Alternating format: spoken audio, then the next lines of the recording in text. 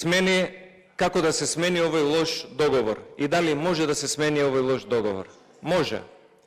Одговорот е Лисабонската декларација 1992 година.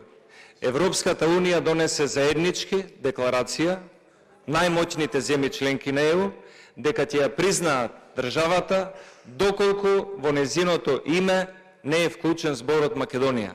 Но тогаш имаше државници како Клјусев, Глигоров, како пратениците во собранието и од власта и од опозицијата.